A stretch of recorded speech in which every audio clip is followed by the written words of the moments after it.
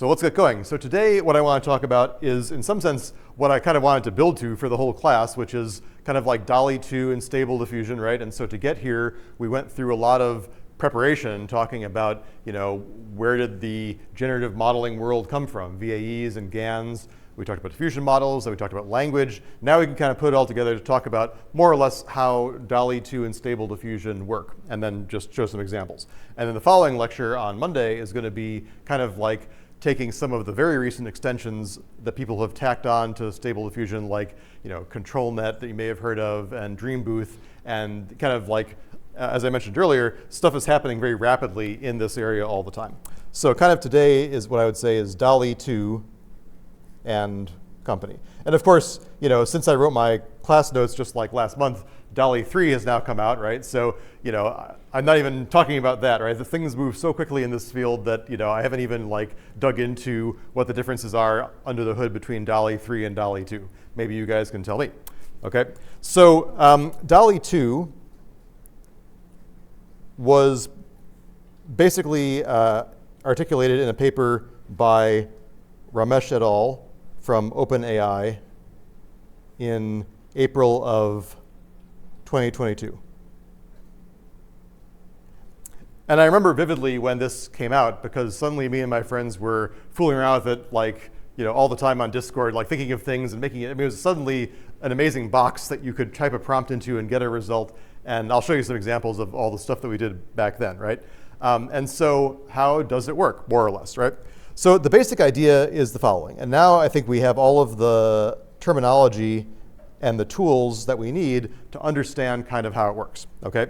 So we have the input prompt, which is the thing that you type into the box, right? So the first step is to take that input prompt and put it into a text encoder.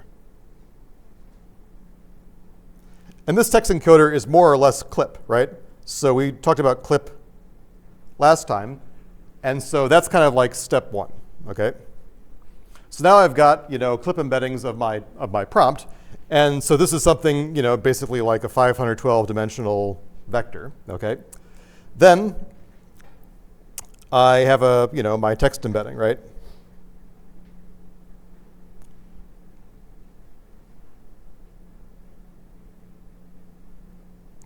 The next step is to put that through what the original paper called a prior. That's step 2. And the output of this process is to go from a text embedding to an image embedding.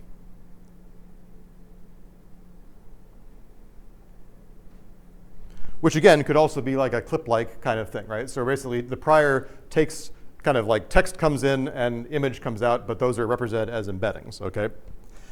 Then the embedding here goes through a kind of a decoder. That's step 3.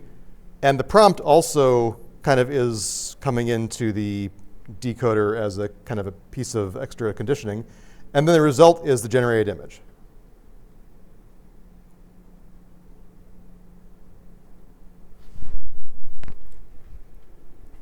And so now we kind of know about all the things in this diagram. There's actually not that much to say now that I've kind of given you all the basics in previous lectures, right? So step 1 is basically just like some sort of text encoder, right?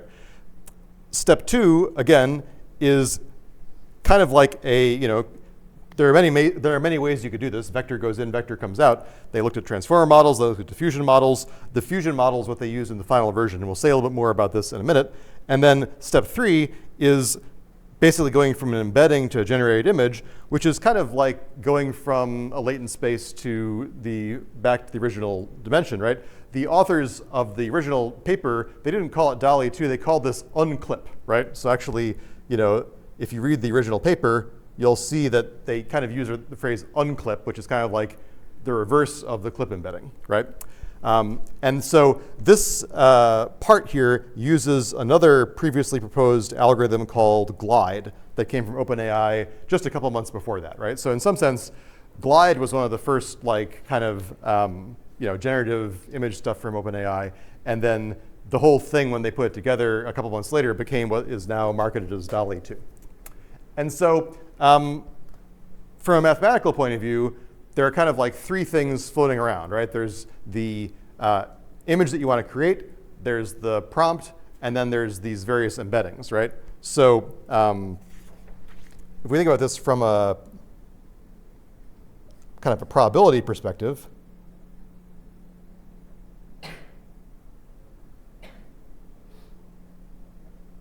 what we want to do is we want to have a generative model that is drawing from this conditional distribution the probability of x given y, where x is basically the image that we generate and y is like the prompt.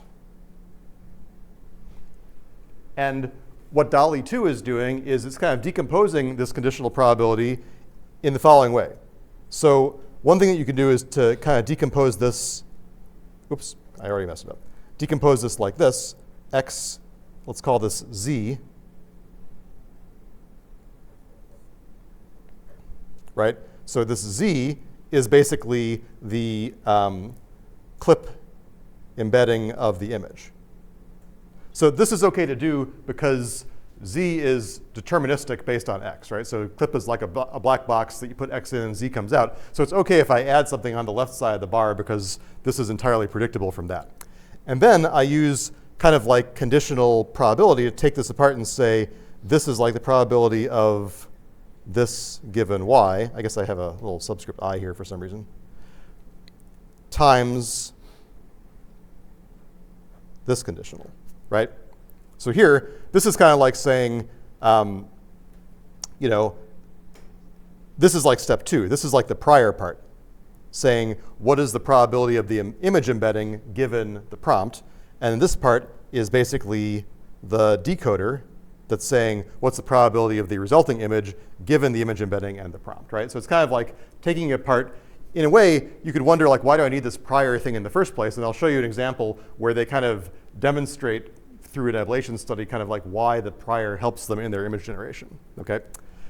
And so let's talk about the prior part. The prior part is based on diffusion, okay? So we all know about diffusion. So it works very much like what we talked about previously, right? So the prior is based on a diffusion model. And so we learned how to start from random noise and turn into what we want, right? Except what we're doing is diffusion on the embedding vectors, right? So it's like saying we, in our kind of training stage, right, we have lots of text and image pairs, right? So kind of like the forward process is like saying I take a block of a vector, which is basically like a text embedding and an image embedding.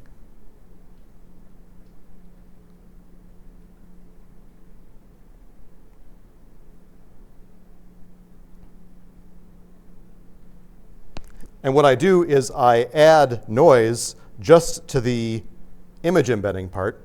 So now I have basically, the original text embedding. If I call this like E0, if I call this E1, ...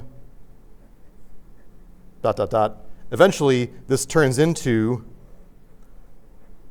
the text embedding at the top and the final step of embedding where this part is just random noise.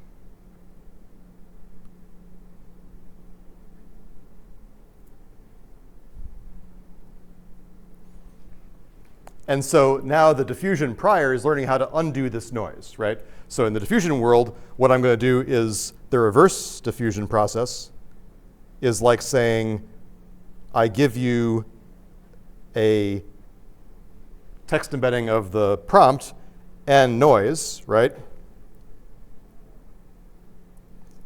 And then based on that time step, I basically do kind of like reverse diffusion.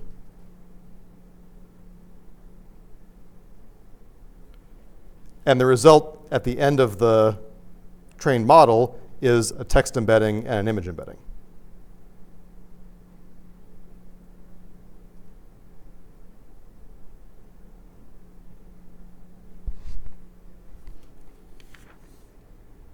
And so that's something that we kind of already know how to do from our lecture on diffusion models, right? So That's kind of like the prior part, okay? Leave for a moment beside like why we want to do this. I mean, it's like I said, it seems a little bit counterintuitive that we could just kind of go right from the prompt, but this is okay. So we just kind of learned how to turn a text embedding into an image embedding, okay? Now, the original glide model didn't use CLIP, but they used a kind of a separate transformer-based architecture. So the original glide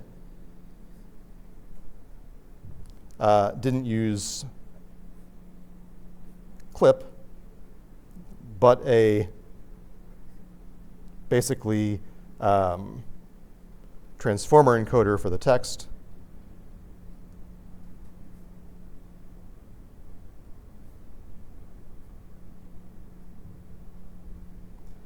And a basically UNet-based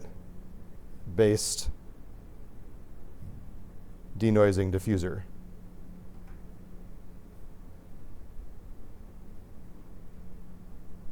So the original kind of glide paper did something like the following, right? So I take my noise image,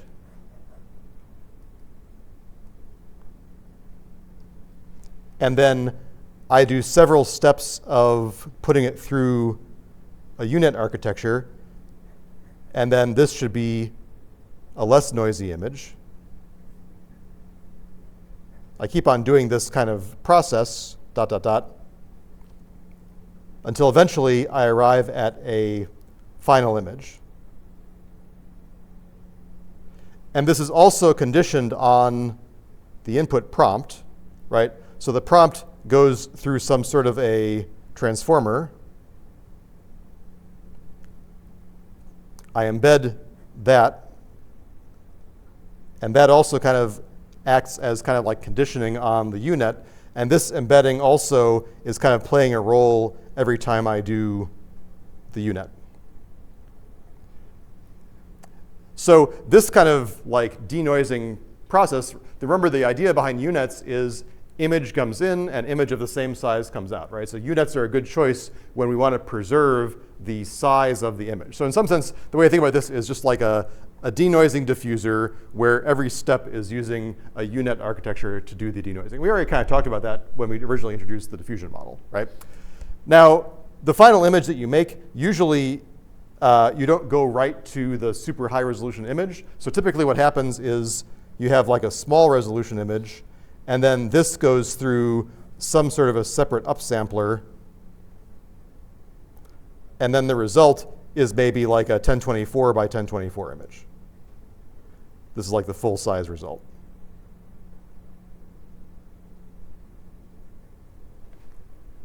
And so even this first model, this glide model, had like a ton of parameters, right? So basically, there were probably about 2.3 billion parameters in these UNet and upsampler pieces. And then there was another like 1.2 billion parameters in this transformer architecture. So basically, if I understand correctly, there were about 3.5 billion parameters in this model,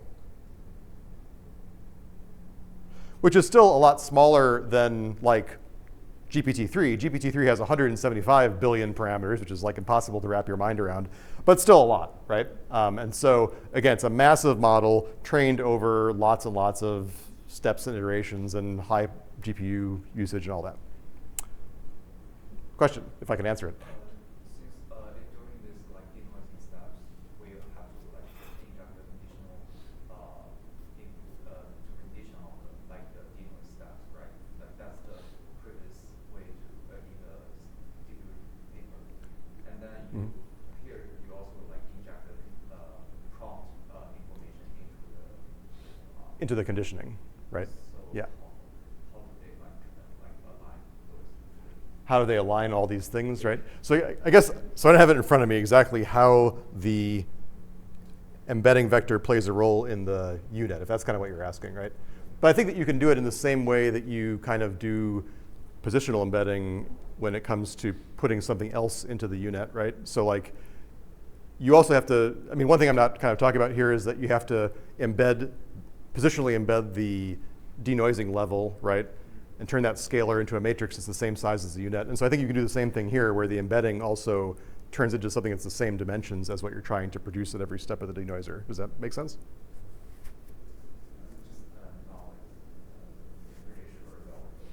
we can take a look here. So let's take a look at the original paper. So let's see here. This is today's lecture.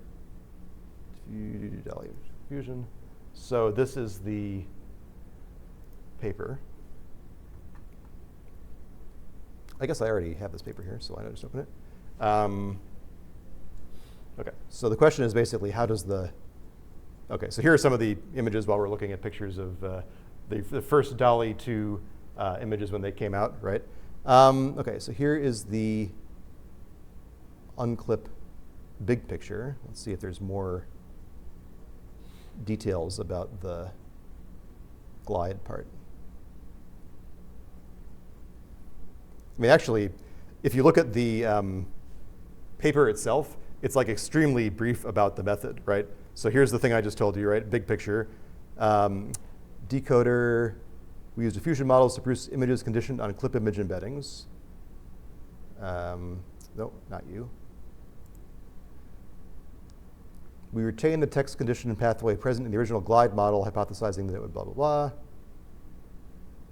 Oh, yes, by projecting clip embeddings into 4 extra tokens of content that are concatenated into the sequence of outputs from the thing.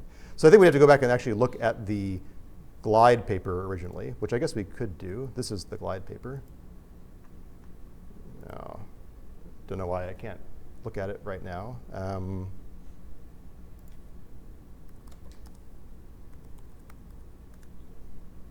So sorry, I'm looking at this in another window. For some reason, I'm getting an error when I'm trying to connect to archive on my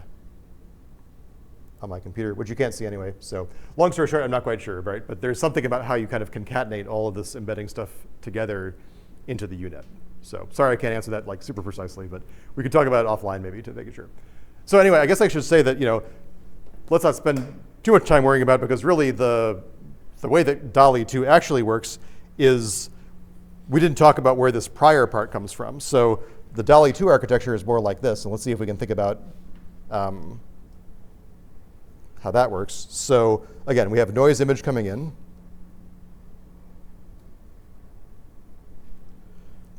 We have the same kind of idea with the UNet producing a less noisy image, ... Eventually, the end of this looks the same, right? We have like the 64 by 64 final image. We do the upsample, and we get a 1024 by 1024 final image. What's going on over here is we have the prompt. The prompt goes through a basically clip text embedding,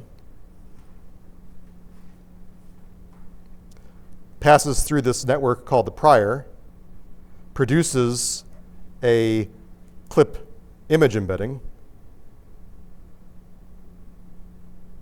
At the same time, the prompt is going through some other path of how it's encoded, which is not the same as clip. And both of these things are getting kind of conditioned into the UNet every time we go through a UNet step. And so now, in addition to the 3.5 billion parameters we had before, there's like another couple billion parameters here. And I think the total number of parameters in this is about 5.5 billion parameters, which is a lot. And so, like I said, I think that the exact details of how the architecture works are something that we'd have to really dig into. But that's kind of like the basic idea. I'm just looking to see in the original paper how I can find that, but it must be buried in some other place. And actually, to be honest, I'm not 100% sure that the architecture was fully, let's go back to the paper again. So here, this is like from the back of the paper. So,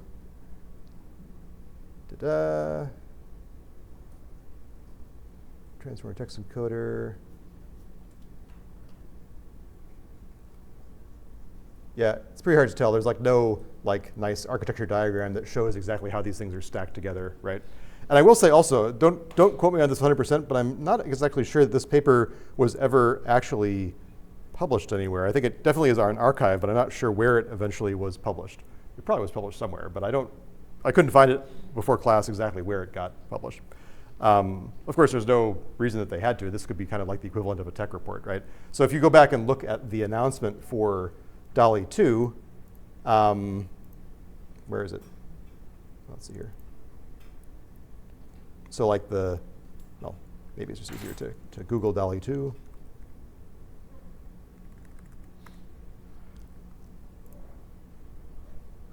So you get kind of like a high-level description of how it works. I tried to take a couple of, actually, to answer this question, I tried to take a couple of like how DALL-E 2 actually works papers. So let's maybe take a look here.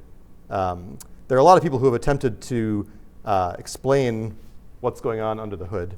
And a lot of the papers just take pictures out of the original paper anyway. So the question is where the conditioning actually happens. Adding textual conditioning. I mean, this is all pretty vague still. Additional training details. Caption itself, classifier guides, still sound generation, whatever prior. Yeah, I think we'd have to talk more about exactly how the whole thing comes together. Okay, so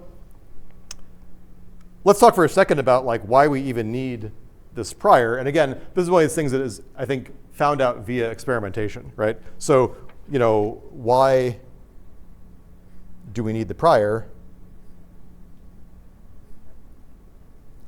It would be easy to imagine that what I could do is just like take the prompt in some sort of embedded sense, and then I could put that through a decoder, and then I could get an image, right?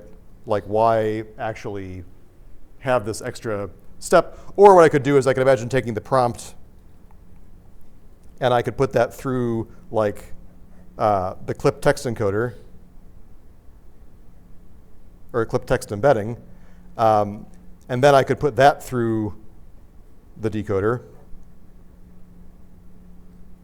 and get an image, right? Like, instead, I'm kind of doing this extra thing where I've got the prompt, I put it through the prior, I get this clip image embedding, and then I put that through the decoder, and then I get the image, more or less. So why do we need that extra step? Here's just a kind of a picture from the paper. Oh, this is just a quick illustration of like the diffusion model going from noise to beautiful image, right? The magic part.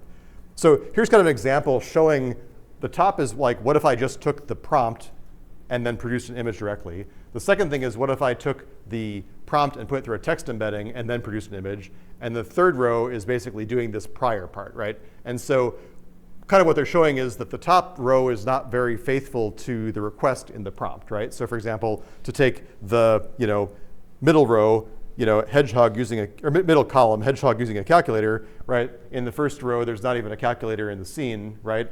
In the second column is an oil painting of a corgi wearing a party hat. The first thing doesn't even have a corgi in it, right? So certainly you need to do more than just the prompt. And then I think that the middle row of the text embedding, again, is not very faithful for whatever reason, but the third row is what they found to work, right? So again, it's just kind of like, experimentation and observation, right? And then one thing that we also, is that a hand or is your ring? No, okay. One thing that we know that is cool about these new image generation models is that you can get kind of like variations on a theme, right? So anyone who's ever used these models knows that you basically can take an image that you like and then play around with it, right? So the way that works under the hood, variations on a specific image, basically what you can do is you can take the initial output, this is like an image that you like, you can then put that into a clip image embedding, And then this takes the place of the prior that you had before, right? So it's not like you're using the prompt anymore. I mean, I guess you could use the prompt one more place. Like, so it's like saying, instead of using the prior to generate the image embedding that goes into the decoder, you instead use exactly the image embedding that came out of the image that you liked in the first place. And then you can kind of further condition on the prompt, and then you can use different values of the random noise. Usually what you see are like 4 different values of random noise to produce, variations. Because we know that the UNet part is basically starting from this random noise. And so you get these subtle variations just by asking for different random noise as the input. And then you can do all these kind of cool things, like you can kind of interpolate in the latent space. So for example, here is kind of like an example from the author's blog showing that you can kind of start with the image of Victorian house, and then you kind of subtract off the embedding of a Victorian part. You add the modern part, and you kind of move through the embedding space, and what you get is all this kind of funky houses that go slowly from an old style looking house to a new style looking house, right? So it's kind of fun to move around in the embedding space. Let me just adjust my OBS here for a second, because I feel like the window is a little bit tight. There we go. Another thing that you can do is kind of like, again, move between different, DALL-E corner. So kind of what you're seeing here, before I go on, kind of what you're seeing here is like interpolation, basically. So the 4 corners of the square are different DALL-E 2 generated images. And then as I kind of interpolate between them, I can make these kind of like halfway combinations, right? So I can make the middle point between, painting of a dog and picture of the Eiffel Tower, or painting of a dog and bowl of fruit. And of course, the middle pieces of these are not necessarily convincing. Like, there's nothing that's like halfway between dog and fruit. I think actually we kind of observed this when I remember when you guys were doing the Lego, interpolation. We kind of saw that there was like a very rapid change between like Lego 1, Lego 2. Like you kind of saw these snap into place, right? I think you kind of see the same thing in this video, where as we're interpolating, like there's kind of a sharp division between bowl of fruit and dog, right? Like you don't spend much time in the halfway phase between the dog and the bowl of fruit, right? So it's kind of interesting to play around with that. In terms of limitations, one thing that if you ever started playing with DALL-E 2 from the very beginning, it was not very good at kind of like spatial relations, for one thing. Like, so for example, here, this is like saying, reconstruction from the decoder for difficult binding problems, right? So here, it's like taking something that semantically is a red cube on top of a blue cube, but then when you kind of like push that through the decoder, you don't get a lot of red cubes on top of blue cubes. You kind of just like red and blue stuff together. Or here, where you take this corgi is wearing a red hat and a green bow tie, when you kind of embed that and then push it back through the decoder, what you get are a bunch of like corgis with like green hats, or like half red and green hats, or red bow ties. So it's really hard to, in the text prompt, even though as a human it seems like it should be really easy to say, corgi wearing a red hat and a green tie. When you push that through the prompt engineering process, you don't always get exactly what you want. And another thing that was kind of interesting is the observation that the relative sizes of objects in terms of what makes sense to us as a human is not always well preserved, right? So here, this cookie is like so much larger than the glass of milk. Like, this is like a huge cookie, right? And so it doesn't necessarily know naturally what the proportions of things should be. So there were definitely limitations. And of course, one of the main limitations of DALL-E 2 was its kind of like goofy text renditions, right? So you can render, so if you say like, I want to make a sign saying deep learning, and you put that into the clip phrase, it understands what kind of like deep learning is, and it understands what a sign is, but it doesn't actually really encode like the relative positions of letters and so on. So in the early days, it was hilarious to see the kinds of goofy mixed up text that would be produced by these algorithms, right? I remember that was something that was just hilarious the first time that we were doing it. And so again, just to kind of show, some of my own and my friends' like DALL-E creations from back in the day, this was probably right when it came out. I don't have the original prompts for these things, but this was the kind of thing that, guys playing board games and cats wearing Devo hats. And it was interesting to see, like, it's hard to describe, but like, I think that the early DALL-E 2 results had a very kind of like, to me, Illustrator-like feel. Like, there were things that you could create that were somewhat photorealistic. Like these cats are pretty photorealistic. But a lot of the stuff that it would come out with would be kind of like cartoony or like oil painting-y or something. This is like a steak donut. I thought that was a pretty good one. But here's the like hilarious, like this was like a Norman Rockwell arcade game, I think. Let's see. This was like Mr. Rogers as the Terminator. Homestar Runner. I think these are some Chuck Norris bobbleheads that I think came out pretty well. Scared Chuck Norris, hipster llamas, and Terminator Homer Simpson, and TARDIS underwater. So yeah, I mean the stuff that you could create with it. Here's our famous hip hop sheep. So it was like incredible to be able to kind of just like type in what you could imagine, right?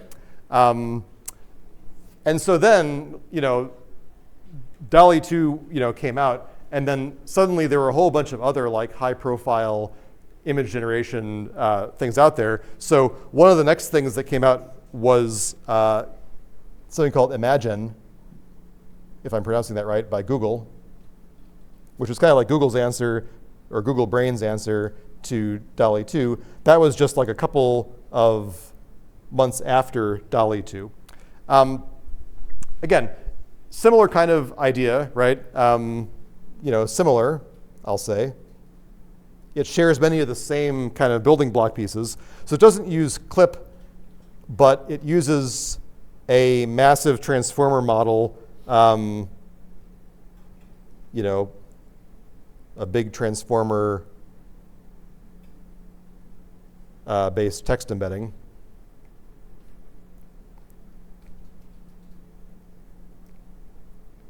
And that's called T5XXL because it's so big. There was kind of like an improved UNet inside of it. And then there's basically, diffusion-based decoder and upsampler. So it's using a lot of the same ingredients, slightly different text embedding. The claims were that the memory usage and the speed and the image quality are all better than DALL-E 2, right? So, speed, memory, quality,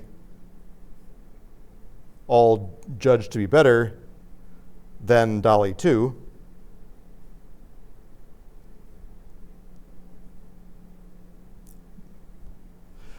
So, if it's so great, then why are we not talking about Imagen instead of DALL-E 2? Well, one of the reasons was that they never publicly released it, right? So I think that Google Brain made a very clear, and again, this kind of comes back to stuff that's happening today, right? So for example, Biden just, signed this huge kind of AI responsibility ethics, bill and statement that is going to, in theory, really constrain companies in terms of, thinking about the results of their algorithms, right? So Google didn't think that it was appropriate to release this model to the public because of what people could do with it, right?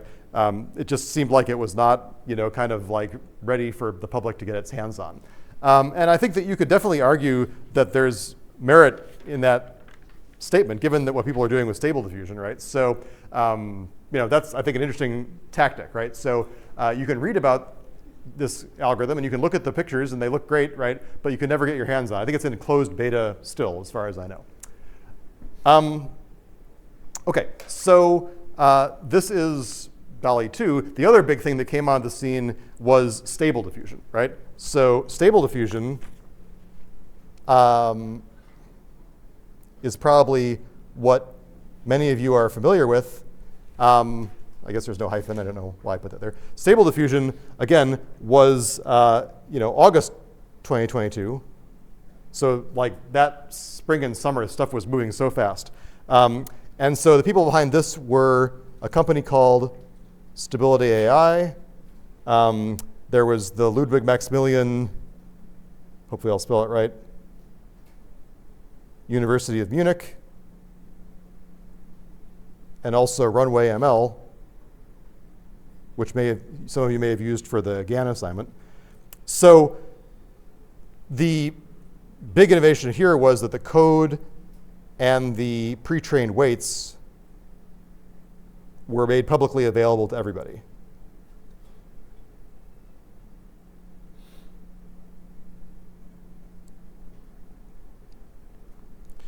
And that was a huge sea change in making this kind of stuff available to the common person, right? I mean, previously, DALL-E 2, you could only interact with via a web page, right?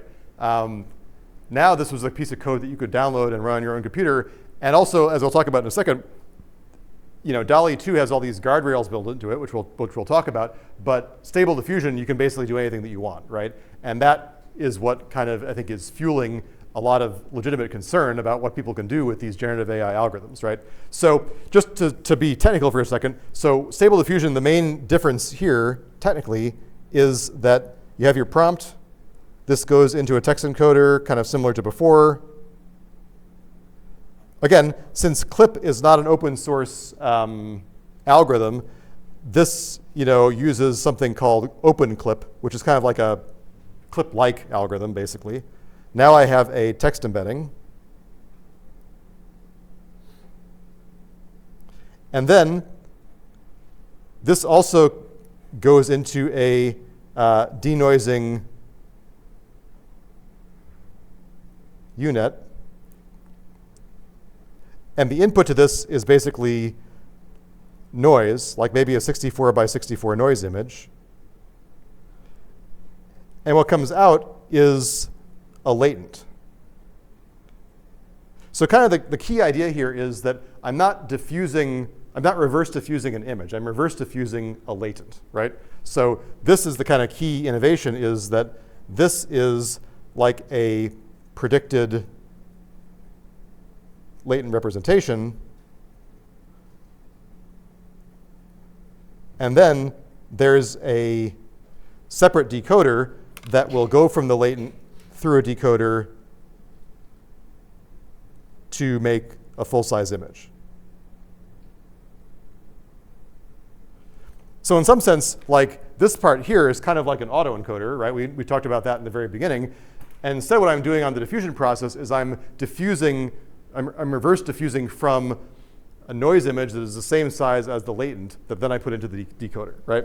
And so the claim was that the denoising process is a lot easier because it only has to operate on the latent, not on all this other stuff, right? And then the decoder takes care of creating the full-sized image. So there's no kind of like extra upsampler compared to the other ones. And so if you have ever used Stable Diffusion on your own, like that there are these very nice kind of like direct web-based interfaces, or you can do a command line. We'll do some examples in just a second. And then finally, Midjourney is kind of like the third, I guess, major player here. Midjourney is basically said to run with Stable Diffusion under the hood, but again, the specifics of how Midjourney works are not disclosed at all, right? So you can only interact with Midjourney via a Discord bot right now, and so we don't really know exactly what's under the hood. You can't like take Midjourney and run it on your own.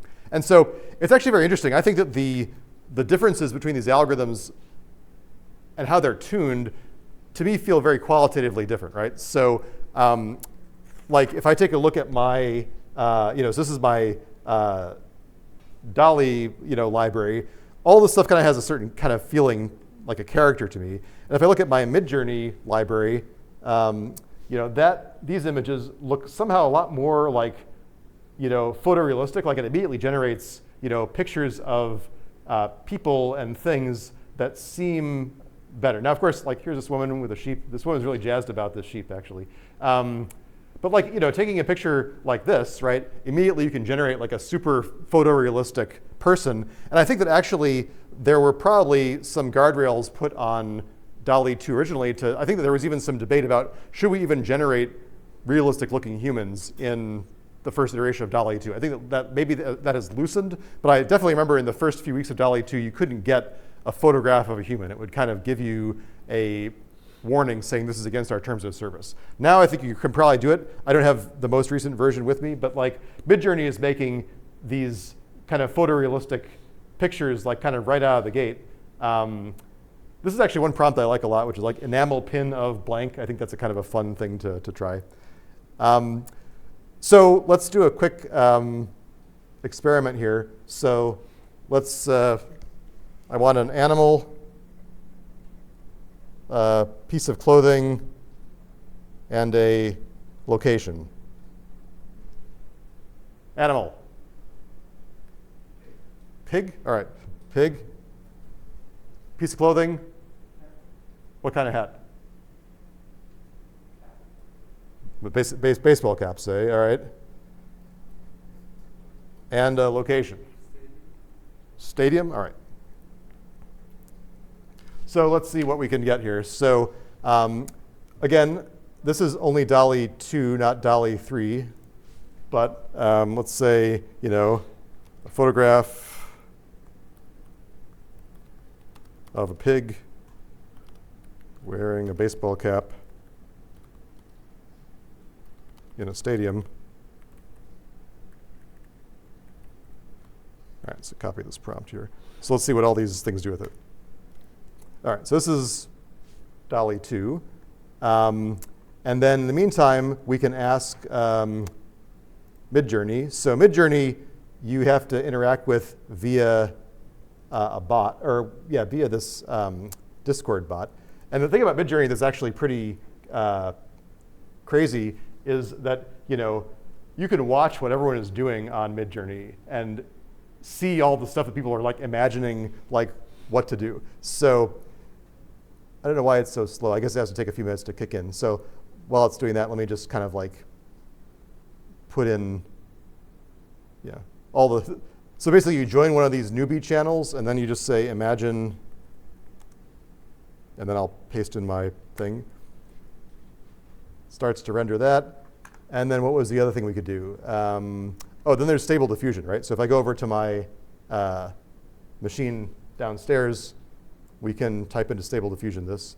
I think that the Stable Diffusion, I'm not tuning this to be like super high quality, so we can see what it comes up with.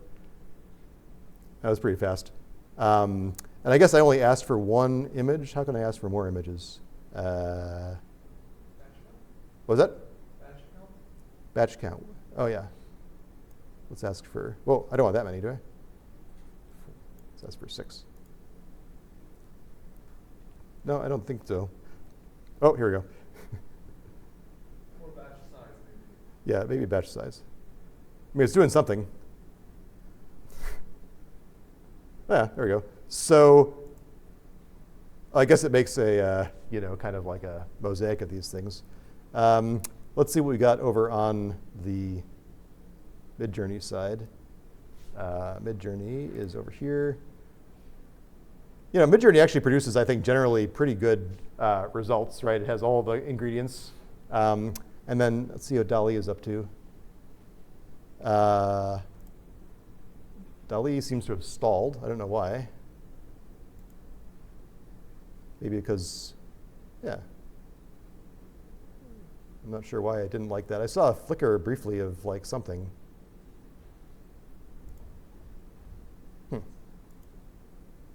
I don't know if this is my web connection or what. Everything else seems to be working here. So, all right. Well, DALL-E 2 had its chance to prove itself, and it didn't seem like it came through in this example. I don't know why. So usually, if I'm honest, I will do quick things in Midjourney, and I think that Midjourney works pretty well. You pay like, some, kind of like cheap subscription, whatever it is, $10 a month, and you just kind of like say Imagen. And if I want to, in Midjourney, it's very easy to say, okay, now I want like, say that I like, this guy here, he's wearing a red jersey, and so I can say, give me variations on pig number 4. I can see what else people are doing in the meantime. People think of all sorts of crazy things. And of course, I'm not even talking about how you do the prompt engineering, right? So here, our prompt was very simple, but you can see that some people, submit like incredibly detailed prompts. Like if we go over to this other channel, let's see what people are doing over here. People do logos. Yeah, here we go. Like robot, like there's a zillion, things in the, in the text description. Let's see what we got over here. Waiting for my pig to render.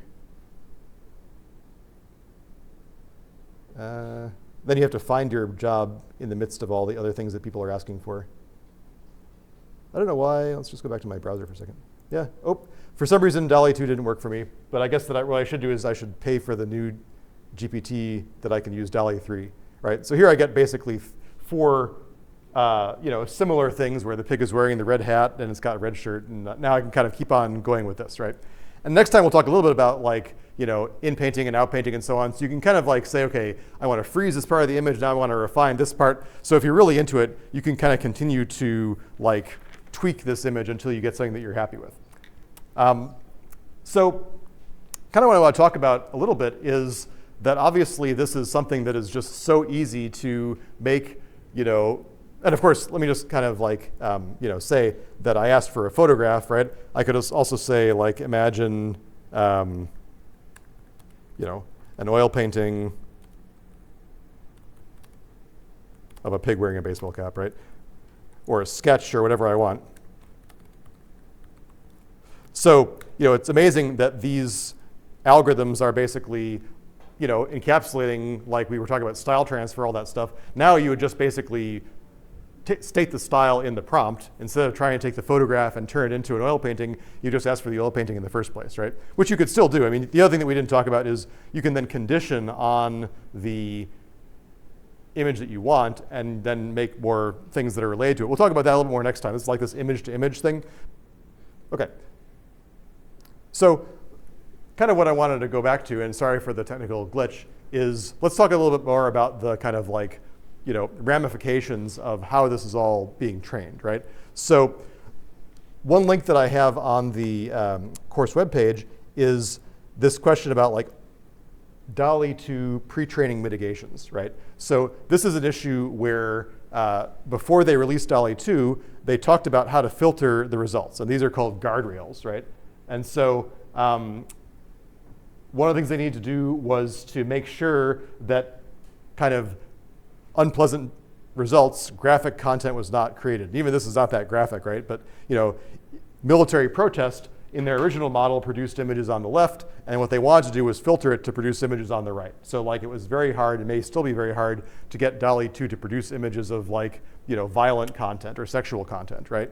But then they found out that doing this filtering introduced biases, right? So another thing that people noticed very quickly on the generated images was, for example, if you just asked for a CEO, it would produce images of like white men, right? And it would very rarely produce images of anyone else. And so then basically they did some filtering to try to reduce this kind of unpleasant content problem, and somehow their filtering made the problem even worse. And so then they had to go back and do some sort of like rebalancing, and they talk about here in this blog post a little bit, to kind of reweight data in the training set to make it more likely to come out when you ask for it. So for example, it used to be that doctor would produce images of men and the word assistant would produce images of women. Now that doesn't happen so much because of the way that they did this kind of like refactoring and rebalancing, right?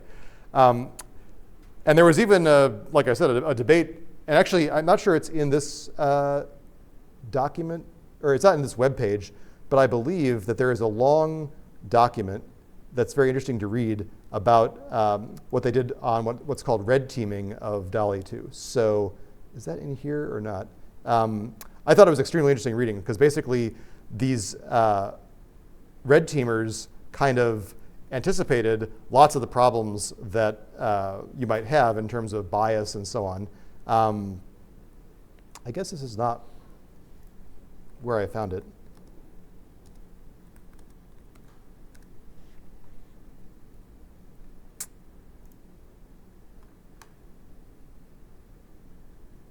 OpenAI blog. Oh yeah, so this I think is part of it. But the red teaming is actually pretty interesting to read about, like what people did, right? So here it is, the external red teaming of kind of feedback on what the implications of this kind of project could be, right? So I think that just like we showed from that CMU paper that you can get around the guardrails on large language models, you can probably get around some of the guardrails on DALL-E 2, although I think that it will probably block your access to it if you keep on using it that way. The big issue is that there are no such guardrails in terms of stable diffusion, right? And that's, I think, the real ethical red line, is that you can take the baseline stable diffusion model and then you can basically train it on whatever class of images that you want, and that class could be disturbing or violate someone's privacy or be misinformation or whatever, right? And so, again, I'm not endorsing this, but if you go to like, Hugging Face, which is like one of these kind of like, this is like the diffuser gallery of kinds of things that you can get a special model that does X, right? So there's benign stuff like making a model that is specifically tuned to make like IKEA instructions, right? And then there's like a zillion like anime and like here's an arcane diffusion model or a Nintendo cartridge model. But these are like, again, the models that have passed like content moderation.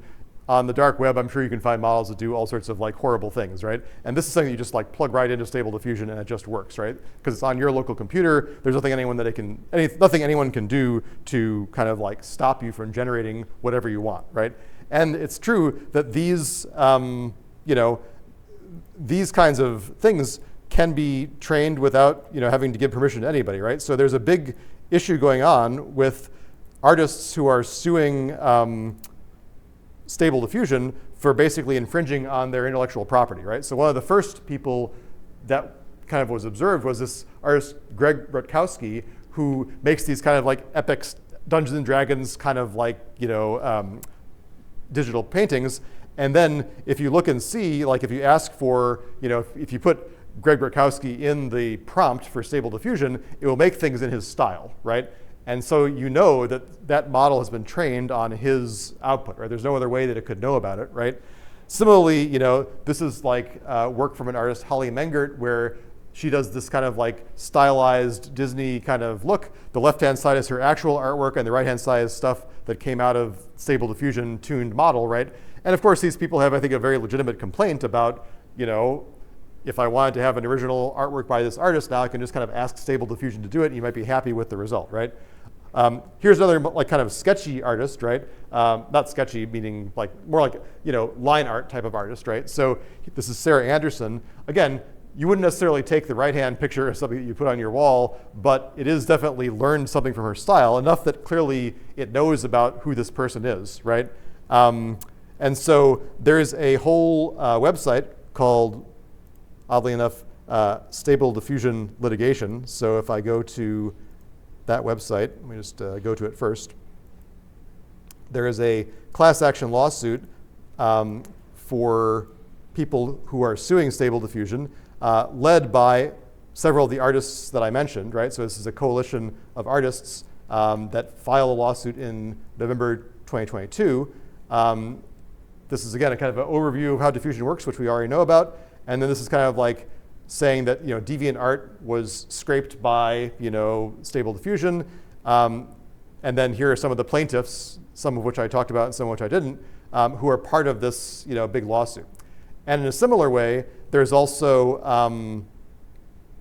a lawsuit right now from Getty Images. And so if I go back to my PowerPoint here, so there's a lawsuit from Getty Images saying that Stable Diffusion has clearly trained on their copyrighted image database because it's able to reproduce the Getty Images watermark in the results, right? So it's very hard for Stable Diffusion to make the case it doesn't know about this, right? So you look at the left-hand image, which is a real image, and the right-hand image, which is like this kind of garbled version. And clearly, I think that Stable Diffusion is not commenting on where it got its training data from, right?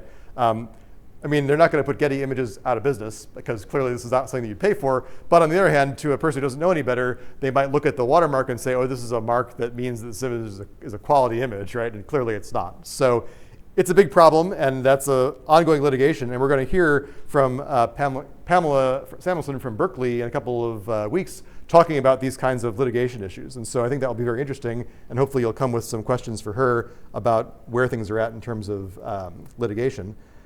So what can we do about it, right? So the last thing I kind of want to mention quickly is that there are people who are now trying to kind of like counteract the process. So one thing is there's a website called Have I Been Trained, right? So Have I Been Trained is basically a interface to this big like 5 billion text to image pair model, and we can type my name in here and see if any images of me have been used in training, right? So this one is definitely of me and my former students, right? This guy, Ronnie Radke, is like some sort of like death metal musician that's my Google nemesis.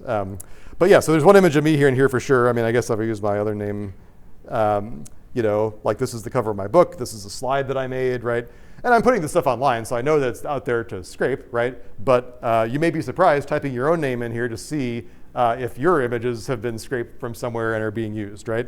And also, you know, I wanted to show you, this is a pretty cool project called Glaze, protecting artists from style mimicry, right? Which is exactly the problem in this lawsuit, where the idea is that an artist can kind of like take an image that they've created and kind of run it through an algorithm that produces an image that is visually indistinguishable, but will be misclassified by these kinds of like, you know, prompt-based image generation models, right? So this is actually a pretty interesting paper to read.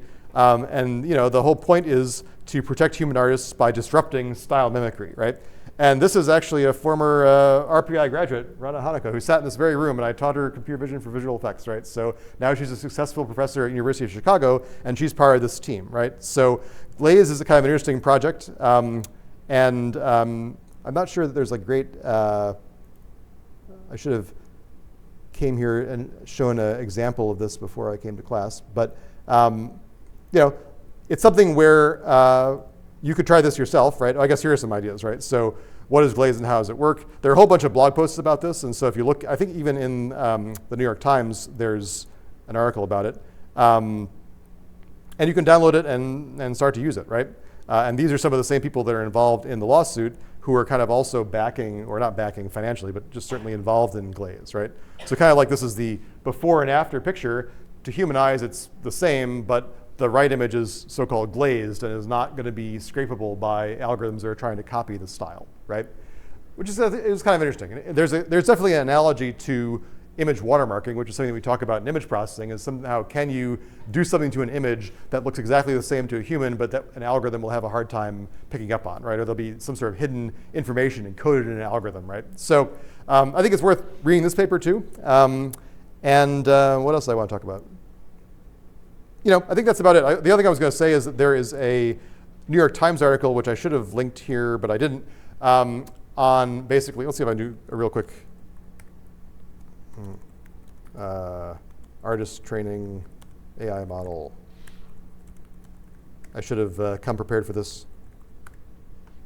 Yes, this is it, right? So this is an article that came out a couple of weeks ago where this is an artist who basically took his own pictures, put it into a diffusion model, I think, and then kind of judged the results about whether he thinks that they are similar to his pictures. And then he thinks about, like, is there something that is worthwhile for him as an artist? Like, does it give him some new ideas, or does it like suggest something that he would have done or shouldn't have done? So this article from the New York Times on David Sal is worth reading also. I'll put this link on the thing.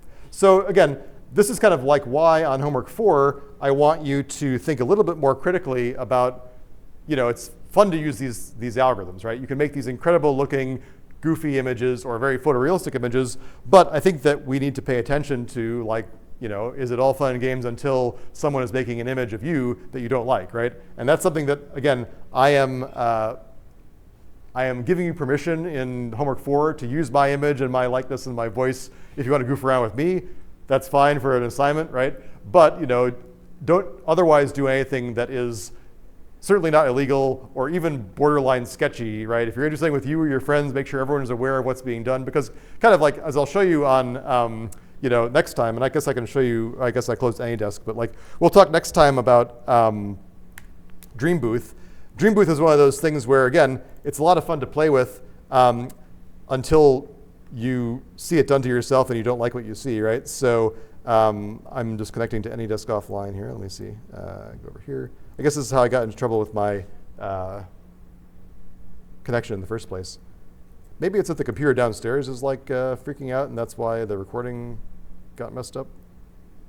Anyway, next time I'll show you basically Dream Booth, which is something where I can give it some pictures of myself and then make it, make versions of me in interesting situations, right? I guess I don't want to end on this picture. This is pretty strange. But,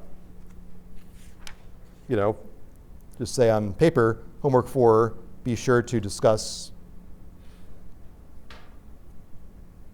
kind of like ethical implications.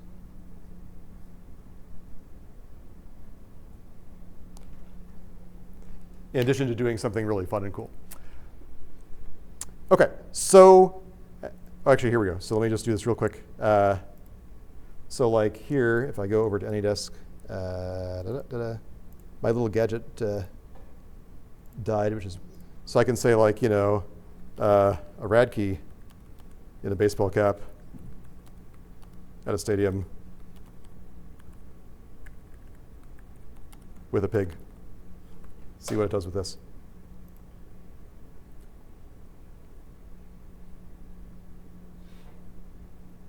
Thinking. Oh, I mean image. Yeah, you're right. Sorry. Okay.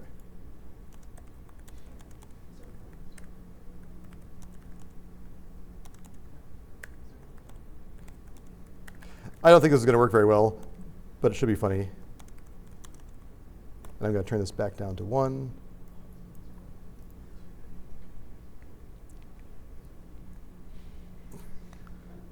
Well, that doesn't look like me, or a pig, or a stadium. Let's try this again. You know, that's not bad. It's me and the pig. I mean, that's not a very flattering picture of me, I have to say. Pretty toothy, I got to say.